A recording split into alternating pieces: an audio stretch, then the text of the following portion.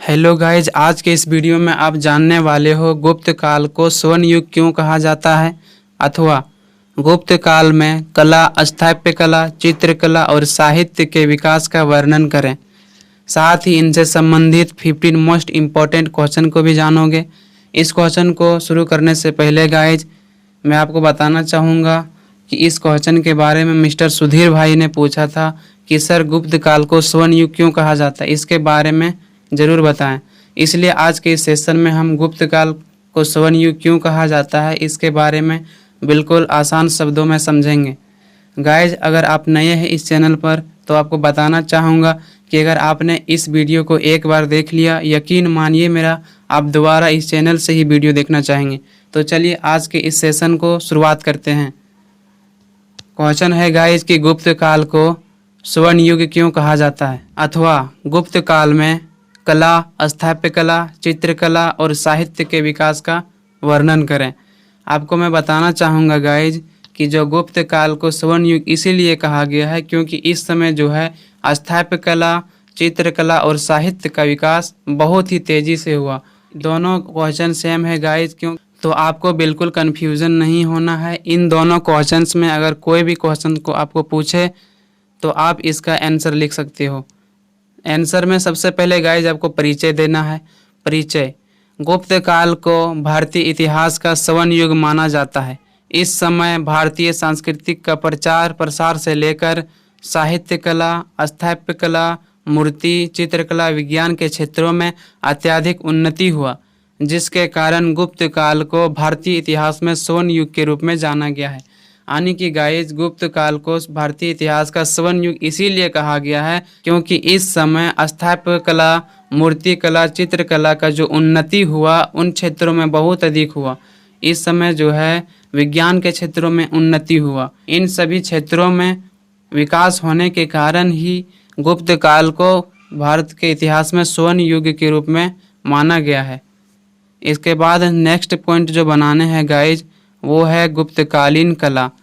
तो गुप्त काल में कला और स्थापत्य कला के क्षेत्रों में अभूतपूर्व विकास हुआ। इस काल की वास्तुकला में मंदिर निर्माण का ऐतिहासिक महत्व है। गुप्त काल में बड़ी संख्या में मंदिरों तथा मूर्तियों का निर्माण हुआ था, जिसमें यह विशेषता था कि ईंटों के स्थान पर पत्थरों का प्रयोग किया गया था। यानी कि गाइस जो गुप्त काल है उस समय जो है स्थापत्य कला के क्षेत्रों में यानी आर्किटेक्चर के क्षेत्रों में अभूतपूर्व विकास हुआ। अभूतपूर्व मतलब होता है कि ऐसा कभी ना हुआ हो, आश्चर्यचकित, आश्चर्यजनक, हम उसको अभूतपूर्व कहते हैं। इस समय जो है गाइज वास्तुकला में मंदिर और मूर्तियों का निर्माण बड़ी मात्रा में हुआ था। चीनी यात्री फहियान ने गुप्तों के स्थापत्य कला की बहुत प्रशंसा की है।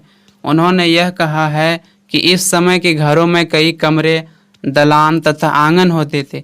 छत पर जाने के लिए सीढ़ियां होती थी जिन्हें सोपान कहा जाता था। प्रकाश के लिए रोशनदार बनाए जाते थे जिन्हें वातायन कहा जाता था। गाइज चीनी यात्री फहियान जो है वो बहुत ही फेमस है। गुप्त काल में वह आया था भारत। उन्होंने स्थापत्य कला की प्रशंसा की है और बताया है कि जो गुप्त काल के कमरे होते थे उसमें एक आंगन होती थी, छत पर जाने के लिए सीढ़ियाँ होती थी जिन्हें सोपान कहा जाता था और प्रकाश के लिए रोशनदार भी बनाए जाते थे। नेक्स्ट पॉइंट आपको जो बनाने हैं गाइज वो है मंदिर वास्तुकला। मंदिर वास्तुकला, वास्तुकला मतलब होता है गाइज स्थापत्य कला और वास्तुकला सेम होता है। इसको हम लोग आर्किटेक्चर कहते हैं ना। गुप्तकालीन वास्तुकला में सबसे महत्वपूर्ण मंदिर निर्माण है। मंदिर निर्माण के मुख्य विशेषता यह है कि चट्टानों को काटकर बनाए गए थे। इनमें प्रमुख है उदयगिरी का विष्णु मंदिर। मंदिर का जो निर्माण किया गया गाइज वो सबसे बड़े स्तर पर किया गया। मंदिर का जो निर्माण का जो मुख्य विशेषता है उसमें पत्थरों को काटकर बनाए गए थे। इनमें से प्रमुख जो है वो है उदयगिरी का विष्णु मंदिर।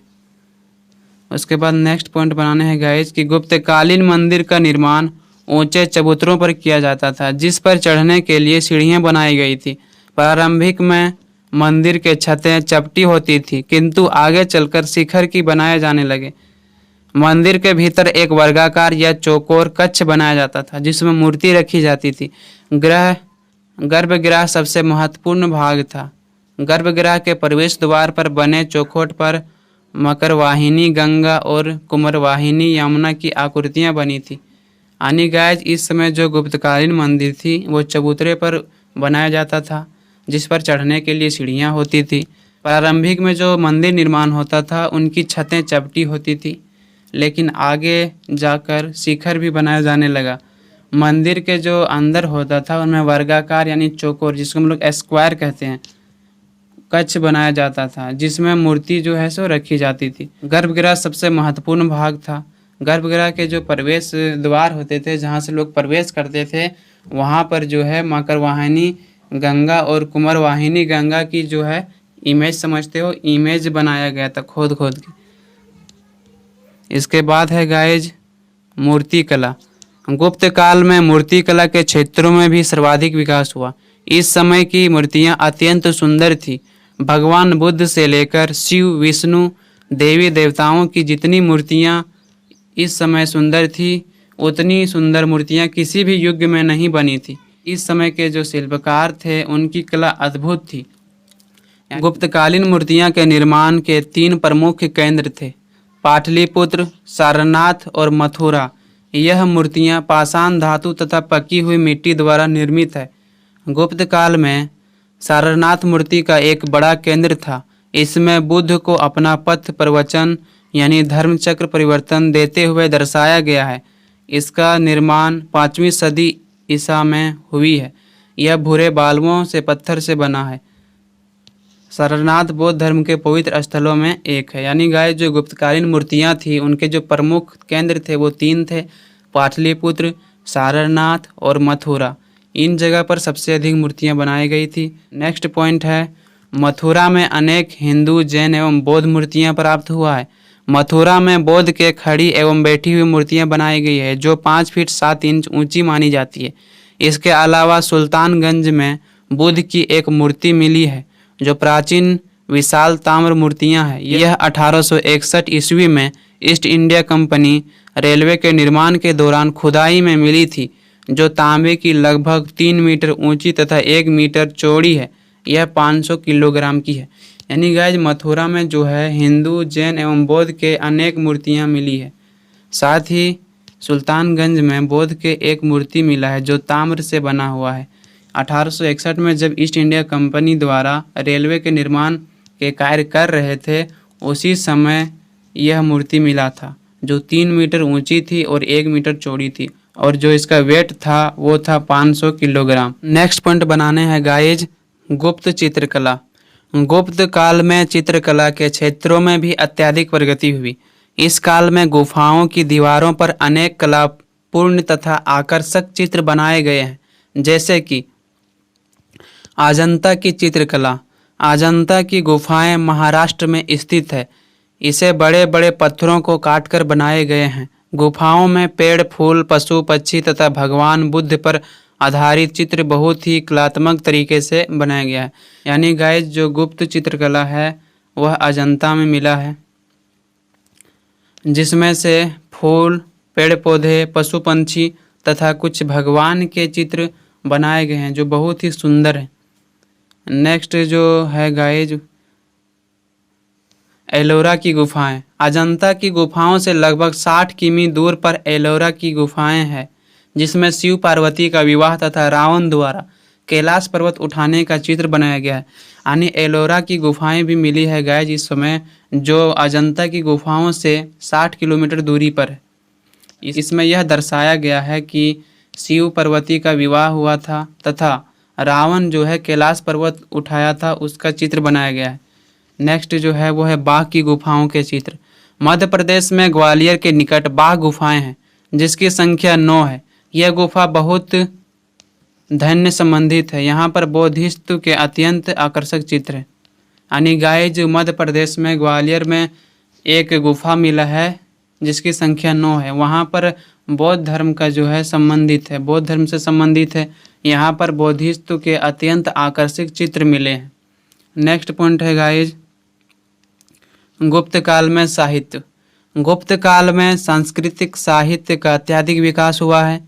संस्कृत का प्रयोग शिलालेख, स्तंभ लेख, दान पत्र लेख इत्यादि में किया जाता था। गुप्तों की राजकीय भाषा संस्कृत थी। बौद्ध एवं जैन धर्म के भी प्राकृत और पाली भाषा को छोड़कर संस्कृत को अपना लिया, जिसके परिणाम स्वरूप इस काल में संस्कृत भाषा का महत्व बढ़ गया। यानी गाइस गुप्त काल में जो है साहित्य का विकास बहुत ही तेजी से हुआ। इसका जो दरबारी भाषा था यानी राजकीय भाषा था वो था संस्कृत। संस्कृत भाषा को बौद्ध और जैन धर्मों ने भी अपना लिया था, जिसके कारण संस्कृत भाषा का महत्व उस समय बहुत अधिक बढ़ गया था। इस समय संस्कृत का प्रयोग गाइस शिलालेख के लिए किया जाता था, स्तंभ लेख, दान पत्र लेख, इन सभी लेख के लिए इनका प्रयोग किया जाता था। गुप्त शासकों ने विद्वानों एवं कवियों को अपने दरबार में संरक्षण दिया था, जिसमें कालिदास को सबसे महान कवि के रूप में माना जाता है। यह संस्कृत के लेखक थे, अनेकों ग्रंथों की रचना की है।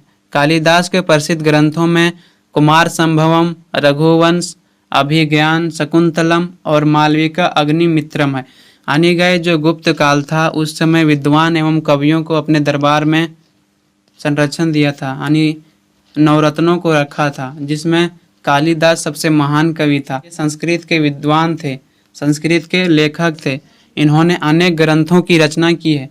कालिदास के जो प्रसिद्ध रचना है वो है कुमार संभवम, रघुवंश, अभिज्ञान शकुंतलम और मालविका अग्निमित्रम।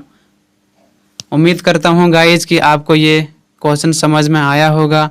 ऑब्जेक्टिव क्वेश्चन जानने से पहले गाइज आपने अभी तक इस चैनल को सब्सक्राइब नहीं किया है तो ज़रूर कर लें, क्योंकि गाइज आपको पता है कि इस तरह से क्वेश्चन लिखने में काफ़ी मेहनत लगता है।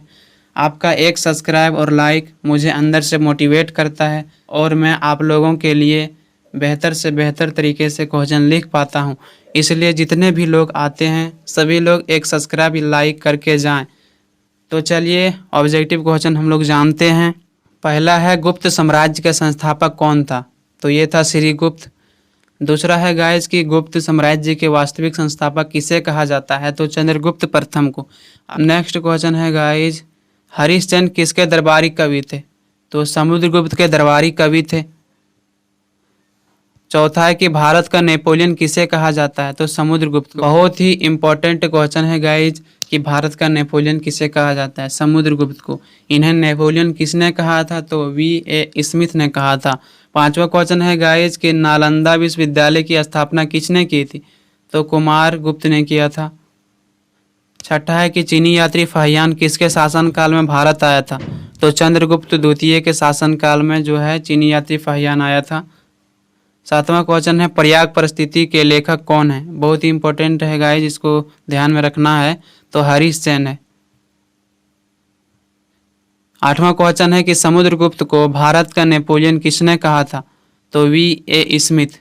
नौवां क्वेश्चन है चंद्रगुप्त द्वितीय के शासन काल में कला साहित्य विद्या का महान केंद्र कौन सा था? तो इसका जो राइट आंसर है गाइज वो है उज्जैन। 10वां क्वेश्चन है मंदिर निर्माण कला का जन्म कब और किस युग में हुआ था? तो इसका राइट आंसर है गुप्त। 11वां है कि गुप्त काल की राजकीय भाषा क्या थी? जैसे कि मैंने बताया था कि उसकी जो राजकीय भाषा थी वो संस्कृत थी। 12वां क्वेश्चन है गाइस कि भारत का शेक्सपियर किसे कहा जाता है? तो कालिदास को कहा जाता है। कालिदास एक महान कवि थे, है ना, इसे भारत के शेक्सपियर कहा जाता है।